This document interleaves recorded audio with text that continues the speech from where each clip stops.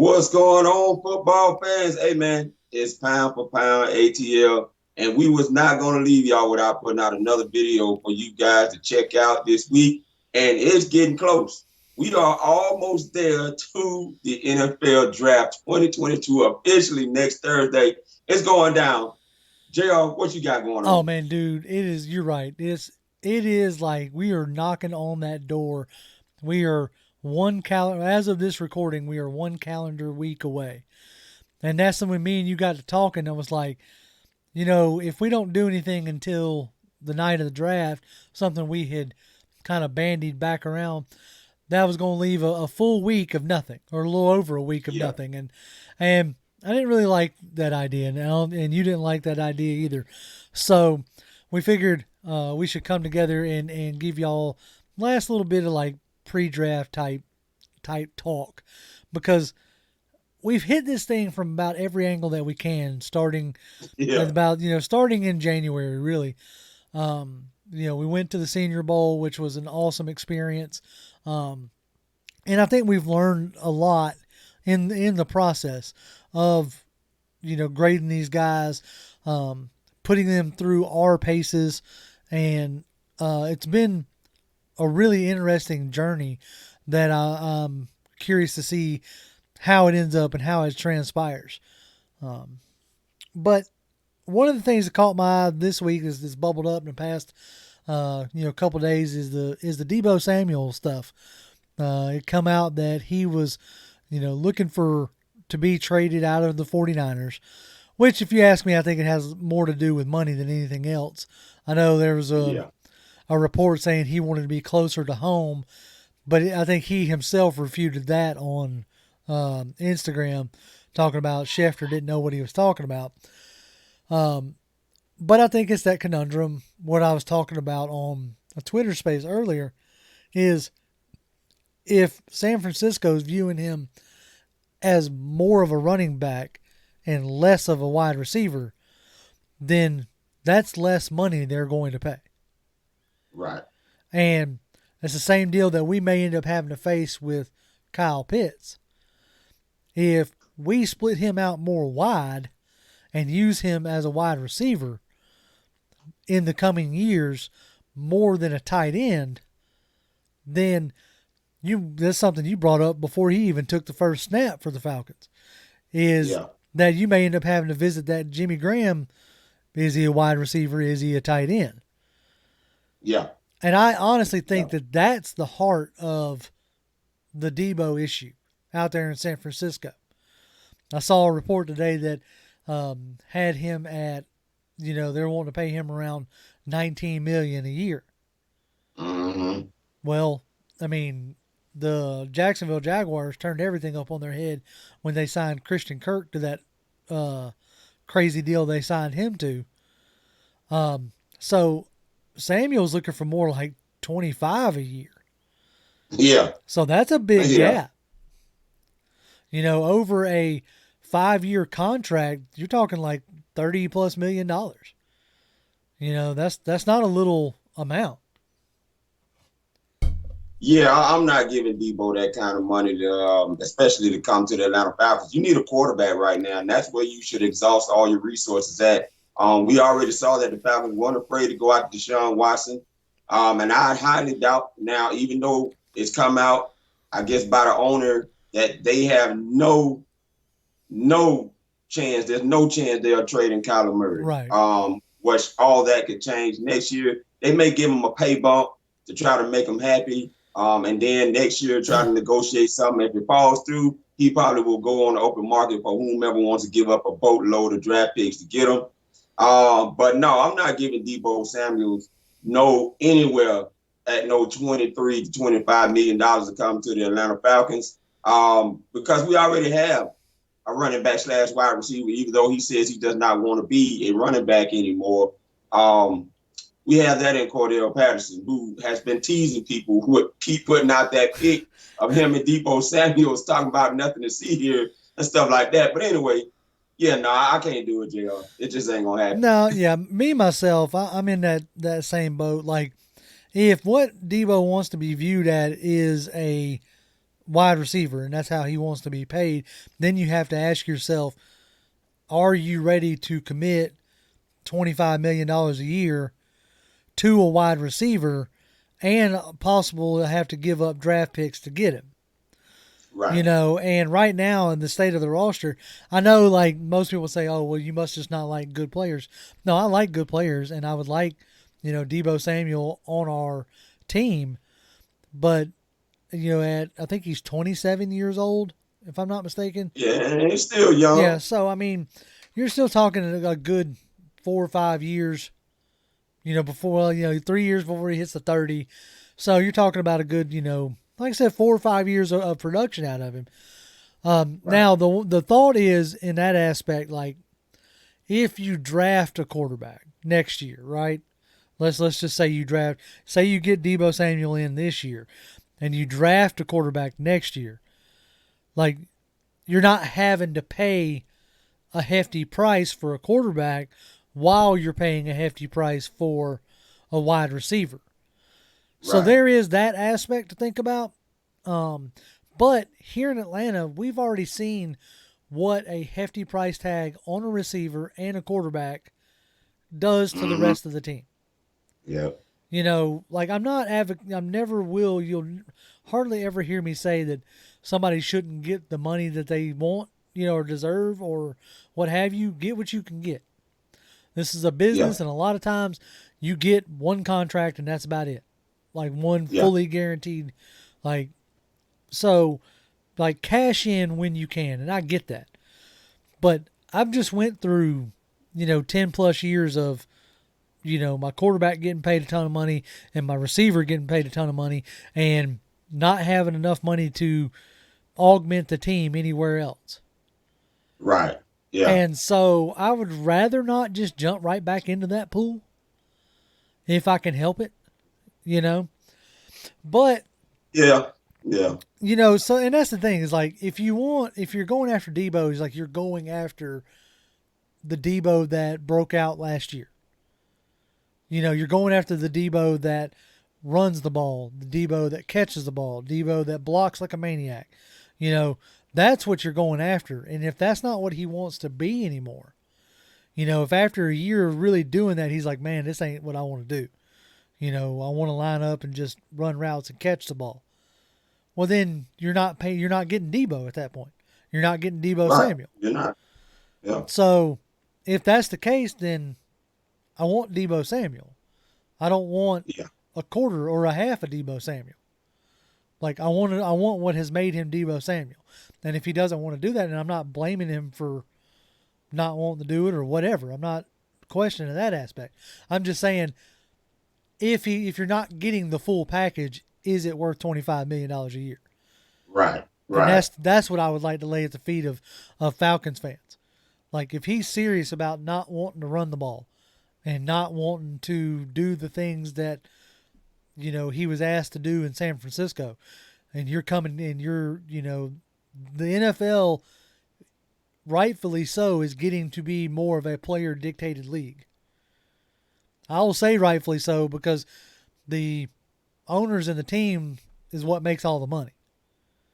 So the players need some kind of leverage.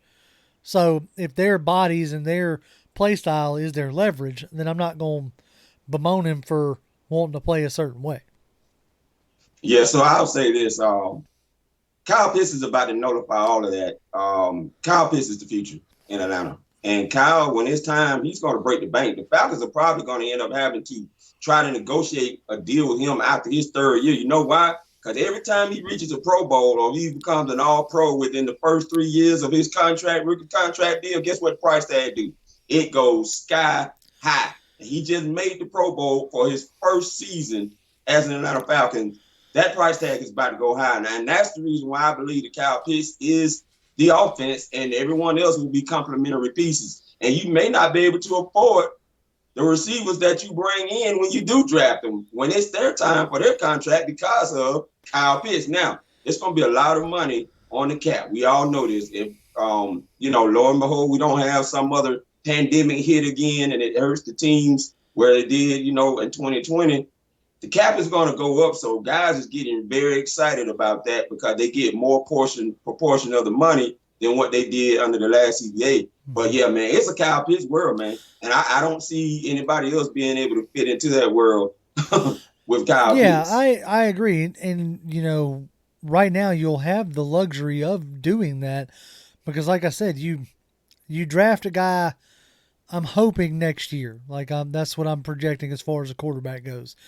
Now you're talking about 5 years before you have to pony up and pay him if he's worth it. Right. 6 years if you want to, franchise tag him once.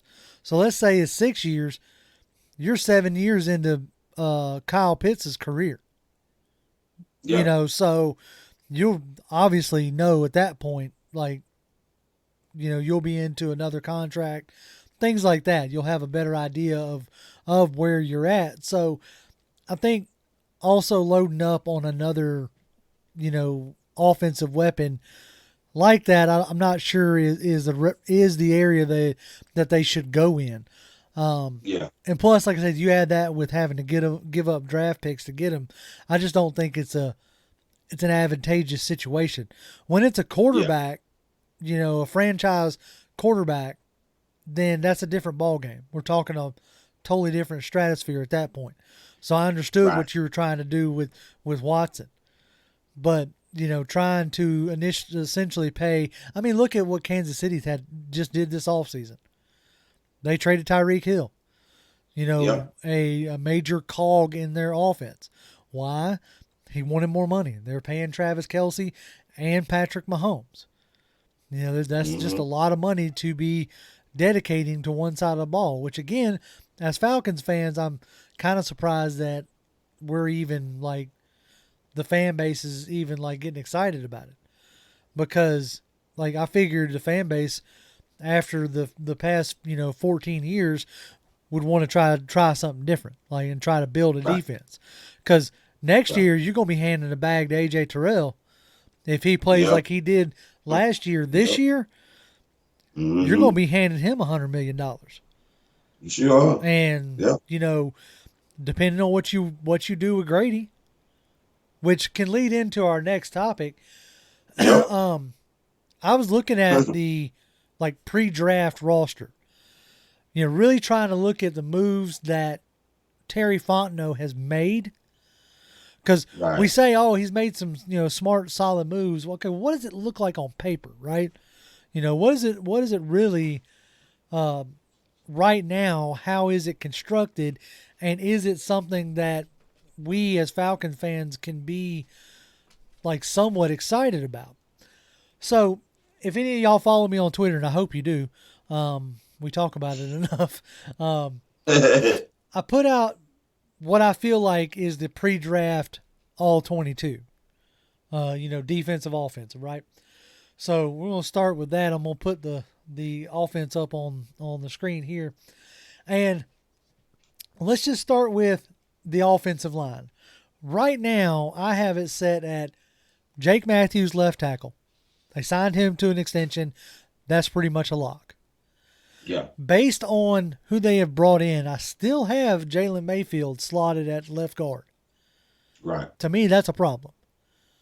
Now, I ain't saying that he can't take a step forward. That's about all the step he can take, because he's at the bottom of the well now. Right. So, Jalen Mayfield at left guard. I got Hennessy marked at center, but I still think there's a possibility he could lose it out to Dahlman in camp. Are you see that about the same way? Yeah, we'll get back to that. Okay. We'll get back to that. Keep rolling in. All right, so right guard is Lindstrom, obviously. And then I had an interesting time putting it here. I think it will be Ifedi, but I went ahead and put Caleb McGarry as of right now because they didn't pull him, and they brought in Wilkerson and Ifedi, and neither one of those are I'm Mr. Come Take Your Job, kind of guy. They may end up with it, but they didn't strike me as guaranteed to come in and get, especially signing vet minimum deals, right? Right. So then we dropped down to, I set it up as a 12 personnel because we ran a lot of that. And even Yeah. the depth chart reflected that.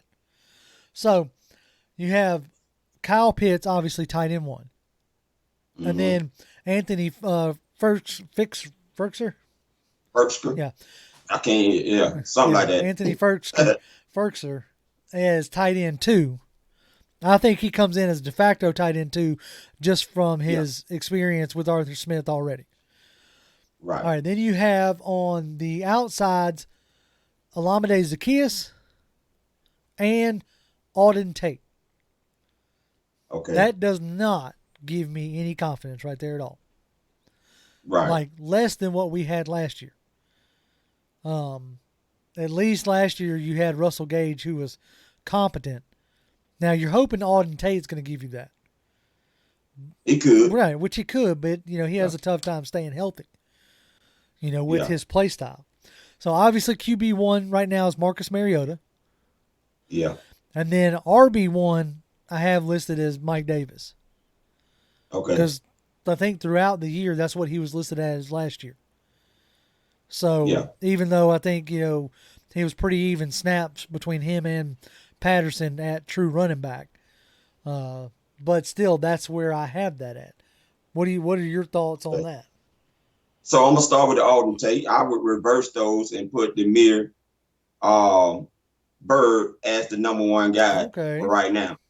I think Demir Bird comes in with a little bit more of advantage. The only thing that Demir Bird will have to do is learn the terminology because the schemes will still be set up similar to what he did when he was in Chicago. Okay. And I think that gives him a leg up coming here to be able to possibly fight for the number one spot as the number one guy. And he's the fastest guy on the team.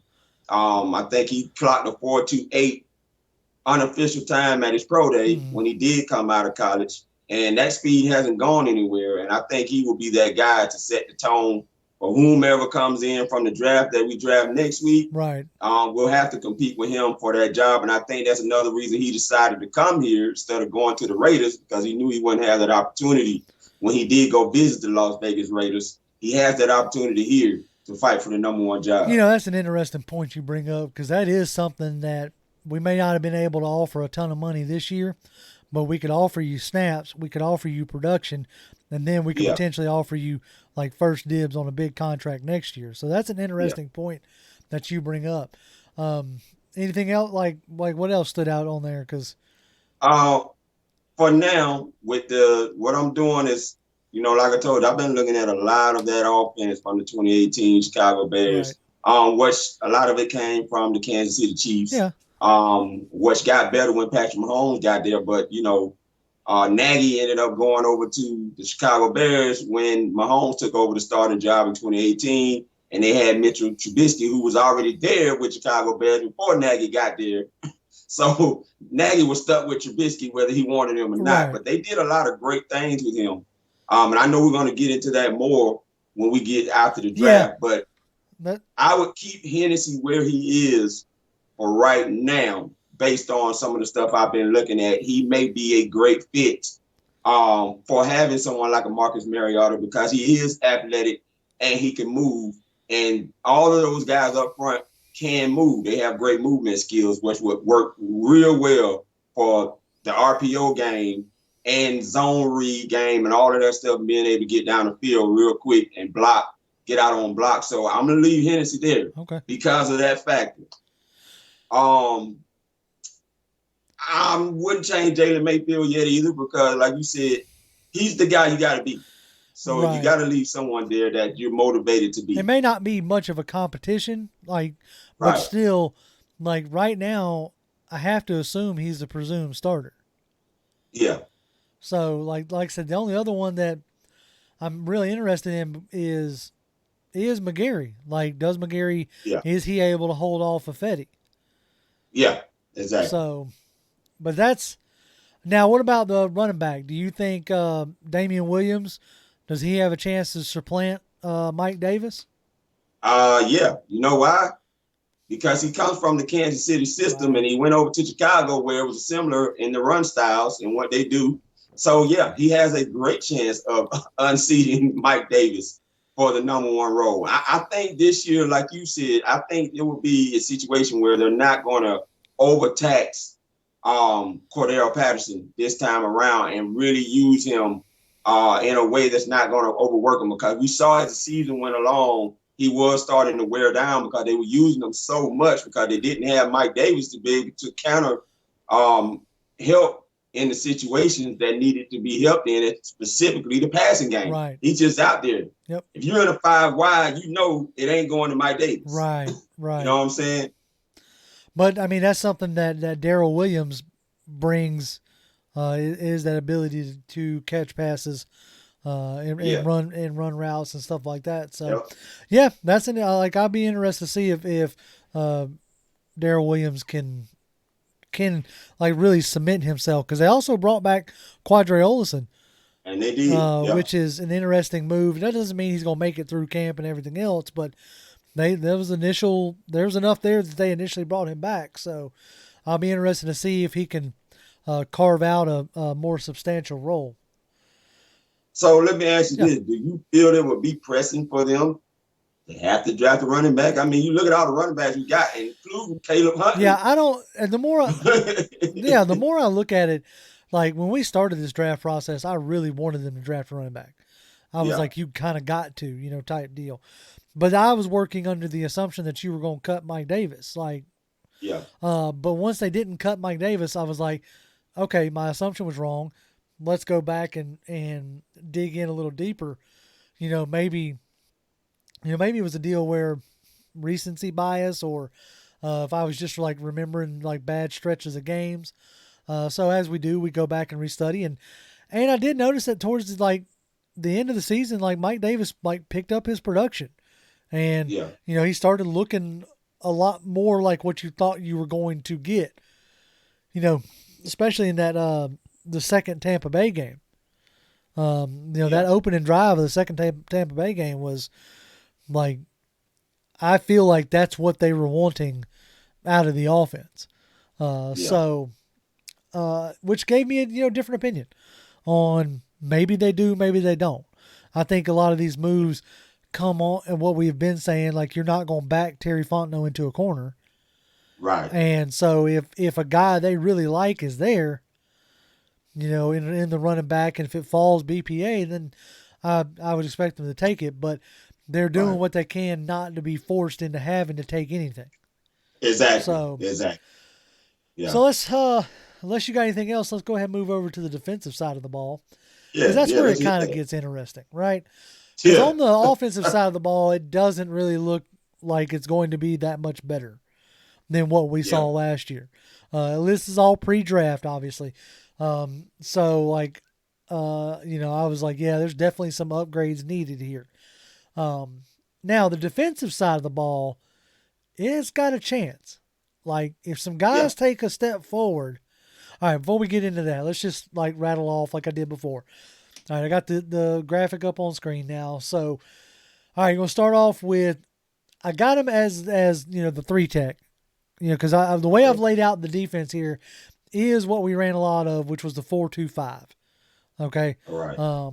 So I have the 3-man front of Grady Jarrett, Anthony Rush, and Taquan Graham. Okay. As your 3-man front. Now your offset detached linebacker, outside linebacker, defensive end, the rush guy. I have Lorenzo Carter. Okay. Now we get into the linebackers. I have Rashaan Evans, and here's your first major little curveball. I went ahead and listed Michael Walker. Okay. Beside Rashaan Evans, I think Rashawn's going to be your Mike. And if they didn't trust Deebo to be Mike last year, I don't see them trusting Deebo to be Mike this year. And his play last year doesn't dictate for him to start this year, in my opinion. Right. And I'm also thinking that there's a good possibility he may not even be on the team come start but that's the only like little projection I did. I put Michael Walker next to Rashaan Evans. And then in the money role, the star role, the nickelback, whatever you want to call it, I put Isaiah Oliver. Yeah. Because I mean Dean P straight up and down said had Oliver been healthy, like that's where he would have been. Like Yeah. period, point blank. That's what he sees him as. That was a role that he was excelling at before he got injured. So I don't see any reason why he wouldn't just be right back in that role.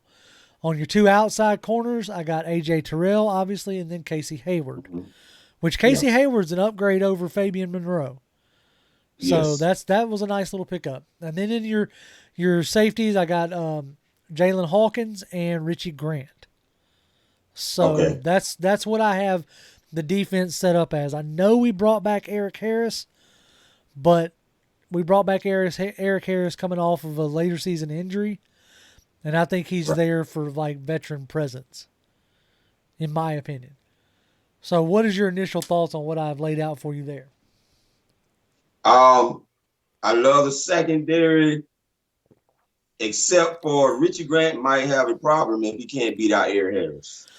Um, it has been said Dean Pease wants to give him more opportunities. He will get more opportunities, but he's going to have to show that he can beat an old Eric Harris out of the starting safety spot. Because, like I said before, when Eric is on, he is on, and he's had some good years when he's on in the game. Right. But last year, he lost a lot of opportunities that I'm sure when they looked at that film, they were like, man, this guy had about 5 or 6 interceptions that he was not able to connect with. And maybe he might can do that this year if he beats out Richie Grant. So Richie Grant is going to have to come with it. And that's my thoughts on that. Yeah, and I think Richie Grant can. I think part of Yeah. the problem last year is that he did get thrust into that nickel role when Yeah. Isaiah Oliver went down, and he showed some flashes even there, to play. Right. Now, something that he was asked to do at UCF a little bit that I think he could do is like somebody was saying that he would be asked to be that post safety. I think that was Damsky that was talking about, can he be that post safety? Can he be, cover the deep third of the field when asked to? Yeah. And like, I want to say yes, right? We were all very excited that we got Richie Grant last year. Right. And we've got to start hitting on some of these second round picks. Because as you noticed, I don't have Marlon Davis listed at all, Yeah. on my starting 22 pre-draft. Like, he's a depth guy, him and Kaminsky. Like, we got to start hitting on some of these, later round picks, second round and later, because, that's why we're so thin, and, Yeah. but I think Grant answers the bell. I think it's a thing that, Dean Pease was, as complex as his scheme is, like, he calls it complex to make it simple, is the Right. way he kind of describes it. That you can take one type of coverage and morph it into 7 or 8 different types of calls. So Right. that may be a lot for young kid to pick up, and part of me I say we got to give these rookies a chance really before we just Yeah. cast them out. But it sounds like he's going to get his fair shake, and unless they draft Kyle Hamilton, I think that's your 2 starting safeties is Okay. Hawkins and Grant. Now, if they draft Kyle Hamilton, then I would imagine that's out the board, and Kyle Hamilton, like Grant, may be sitting on the bench. It could be. But we'll have to see how that goes. But I do, like I said, man, I do like what Fontenot has done as far as I was doing a space chat today, and a guy was pounding the table for Jordan Davis at 8. And I'm like, Yeah. I like Jordan Davis, and I got nothing against Jordan Davis, but what you're asking a nose tackle to do in this scheme is what Anthony Rush and Vincent Taylor do, Yeah. which is occupy blocks. Yeah. And I don't think you want to spend, the 8th overall pick in a run stuffer who occupies blocks. So Yeah. that's just my opinion on that.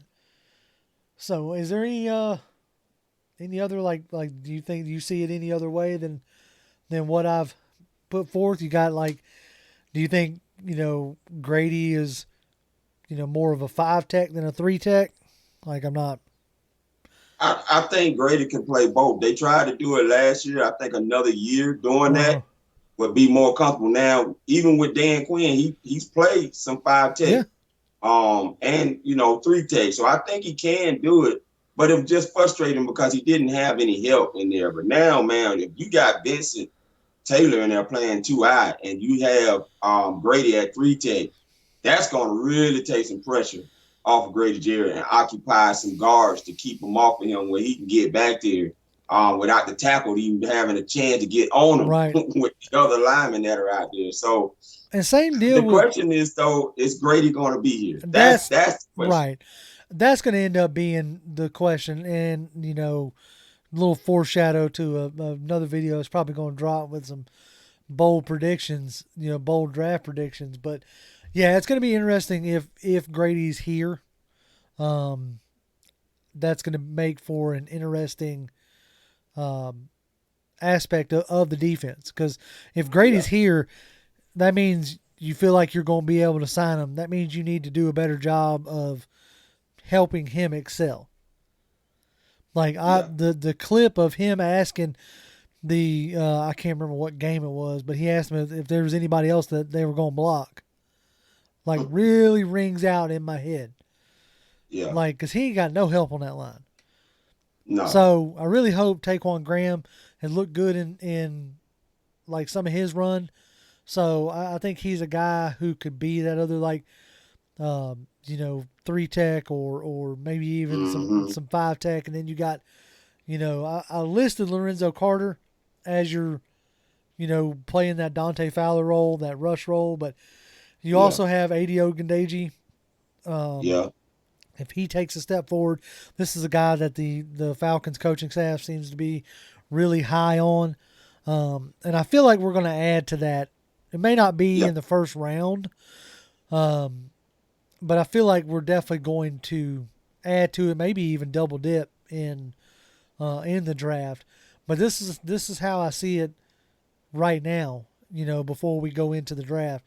Is like I kind of just wanted to take a, really kind of give these guys their due that we have signed.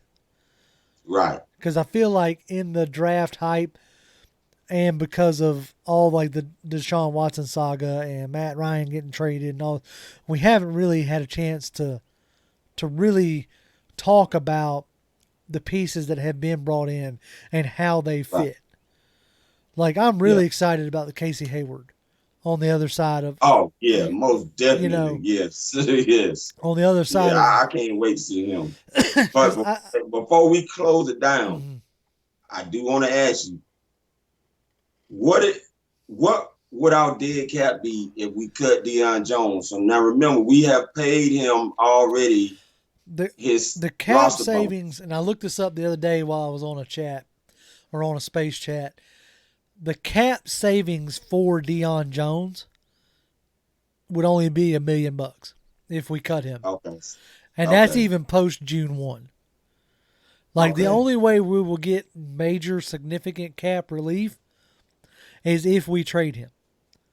Now, if we trade him, we'll get I think it's like $12 million in cap space. So it could be a thing where you trade Deion Jones to Dallas for like a 6th or something. Yeah. And it would be more just about getting cap relief than it would be about actually getting anything that's worth a pick. Right. Like, if somebody, I would not be, it would not shock me one bit if you told me that we traded Deion Jones for a 5th round pick next year. Yeah. You know what I'm saying?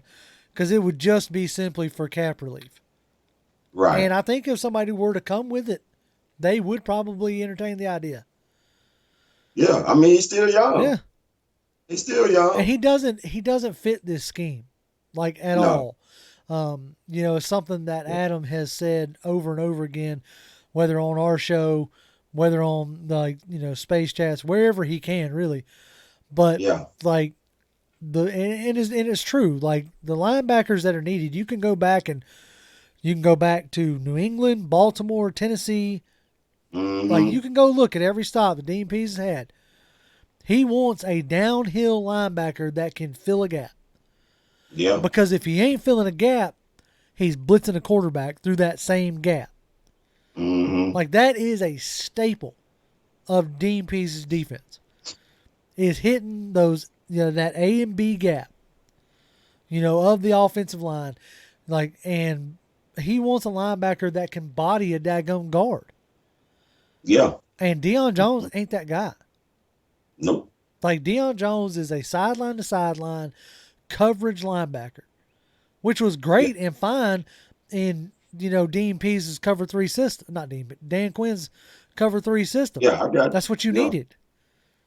That's what Quinn built, was a fast flowing defense. Mm-hmm. And that's what Deion Jones is built for. So I would like to see him, go back, go to Dallas. Yeah. Go out there with. Or Buffalo might be a great fit. I think he would fit well with the Buffalo schemes out there. Yeah. Leslie Frazier and Sean McDermott. I think he would do very well there. Or the Texans. Yep. Now, he definitely would do well in that Tampa 2 style defense of Lovie Smith, because that is who he is. Yep. If he went over there and we traded him to the Texans, which that could happen, that would be a great fit for him. Yeah, and we'd be able to get off none of the rest of that contract. Yeah, being that drop linebacker, middle of the field covering. Yeah, that's what Jones wants to do. Yeah, that's how Jones wants to live. He don't want to live coming downhill. Yeah, he don't want to live having to eat up guards. I mean, you saw it time and time again last year. Like, he didn't have any real interest in tackling nobody.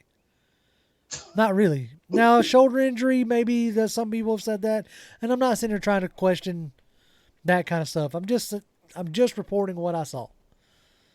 Yeah. And there's plenty of times that he could at least tried to stop somebody from scoring. And it wasn't there. But in the open field, not having to meet somebody in a hole, like you saw flashes of the old Deion.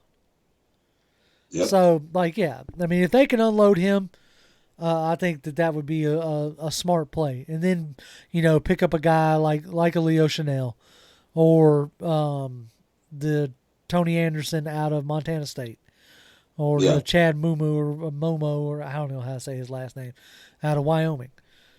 Somebody like that, or even a Darren Beavers. Bigger body guy Christian Harris out of Alabama, any of those guys. You want a guy who's willing to come downhill, meet a running back in a hole, or go bodying a guard to get to the quarterback. Right. And that's what you're needing. And that's why you brought in Rashaan Evans.